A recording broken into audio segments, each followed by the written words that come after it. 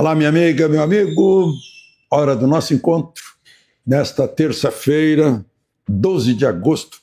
Olha, eu acho que o 12 de agosto marca o nascimento do Centrão, 1984. Por acaso, hoje no almoço, aqui em Porto Alegre, onde eu estou, um amigo que é um estrategista me perguntou sobre o Centrão, dizendo que o maior custo do Brasil seria o Centrão. E por coincidência, eu fui dar uma olhadinha na história recente, eu vivi essa história. Formação do Centrão qual foi? A junção de Sarney e Tancredo para fazer uma chapa para vice e presidente. A primeira presidência civil depois de 1964. E olhem por que eu chamo de Centrão. Sarney era o DN, direita.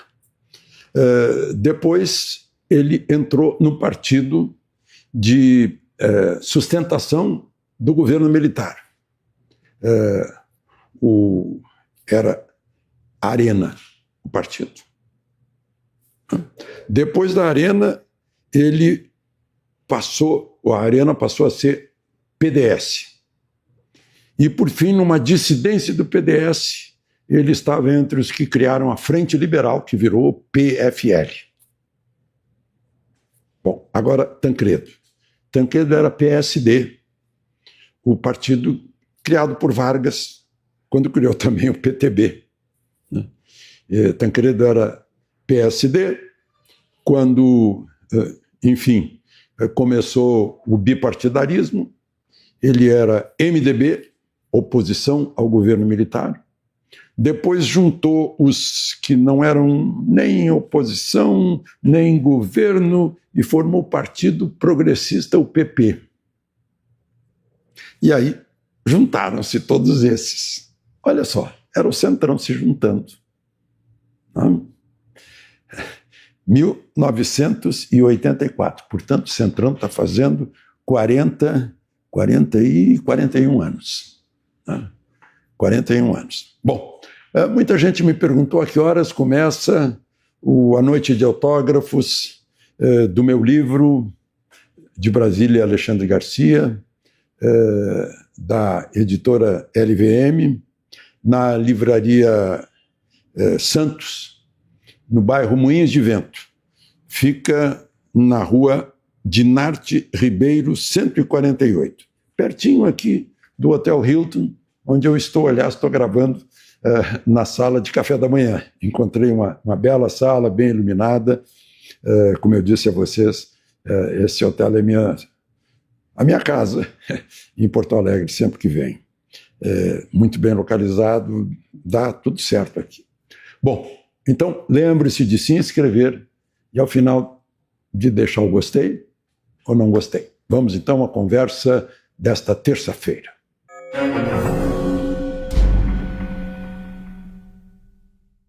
Bom, o primeiro assunto, vejam só, um moço chamado na rede social Felca, parece que o nome dele é Felipe.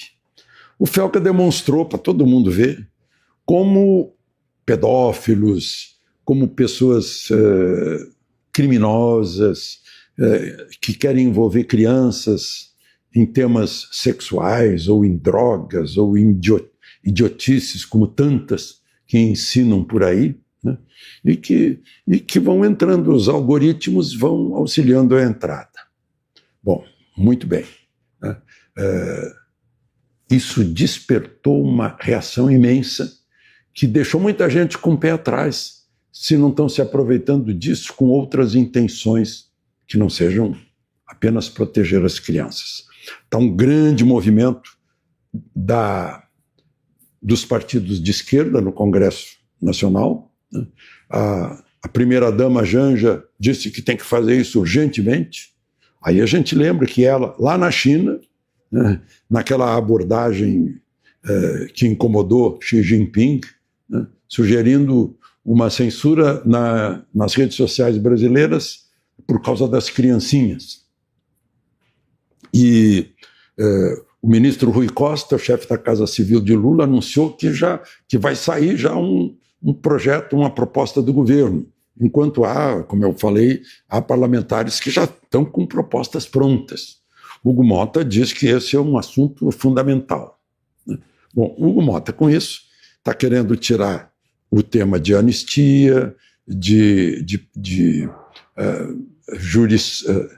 justiça para alguns privilegiados, né, que tem foro privilegiado, que já quer deixar isso de fora, quer, enfim, substituir os temas políticos, né, por esse tema para salvar as criancinhas.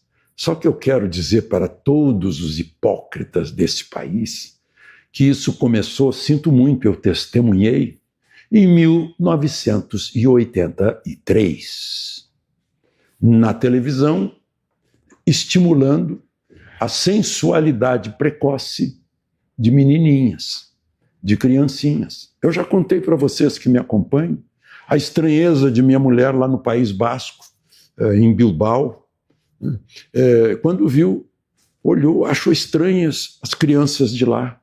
Aí ela percebeu que achava estranha porque as meninas estavam vestidas de menininhas, de crianças, e não de mulheres adultas e sensuais, como haviam impregnado na cabeça das mães que não percebiam, dos pais que não percebiam, de programas de televisão voltados a crianças fazendo trejeitos sensuais, mesmo sexuais, danças que seriam próprias de mulheres adultas, né? E mais, mulheres adultas, vamos dizer, com sex appeal. Fizeram isso com nossas crianças durante décadas, 40 anos, mais de 40 anos. E agora que descobriram, que hipocrisia, isso tem que ser sim, combatido em todas as áreas. E por que não combateram quando começou na televisão? Né? Bom, segundo assunto, um relatório do Departamento de Estado enviado ao Congresso americano, né, está mostrando que a democracia está sofrendo muito no Brasil, que se deteriorou a democracia, que tribunais minaram a liberdade de expressão, né, e a liberdade na internet, né, que passaram por cima do parlamento, que a justiça deixou de lado o devido processo legal, né, houve prisões arbitrárias e que declarações do presidente Lula demonstram antissemitismo na política brasileira.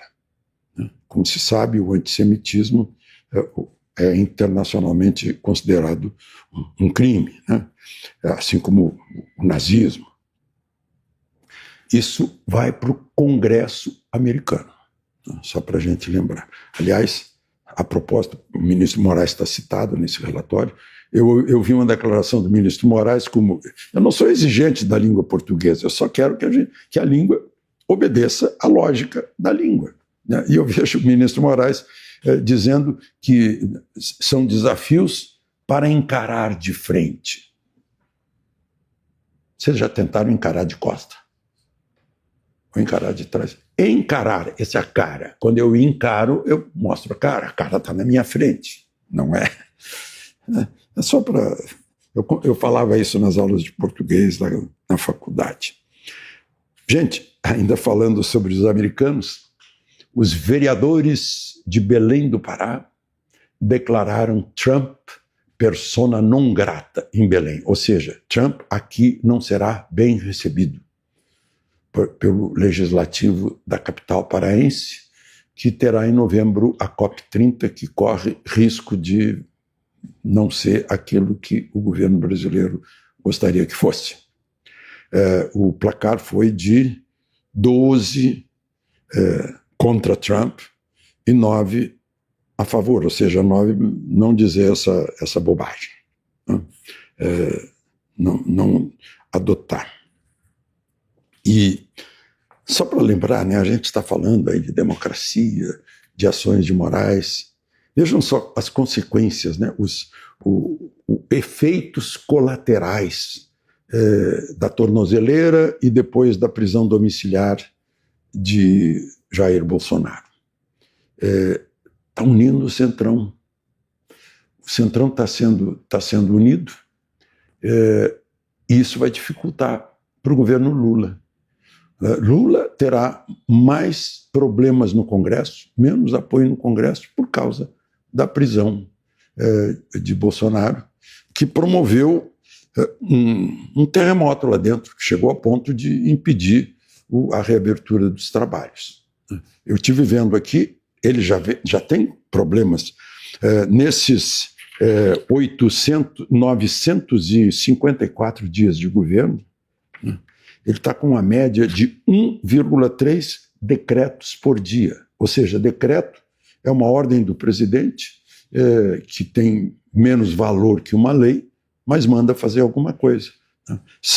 Foram 1.246 decretos no atual mandato, no Lula 3, mostrando que projeto de lei deve ser evitado para não ter problemas na votação por lá.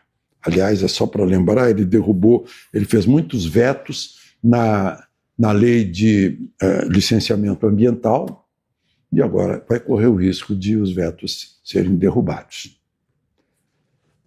De Porto Alegre, Alexandre Garcia.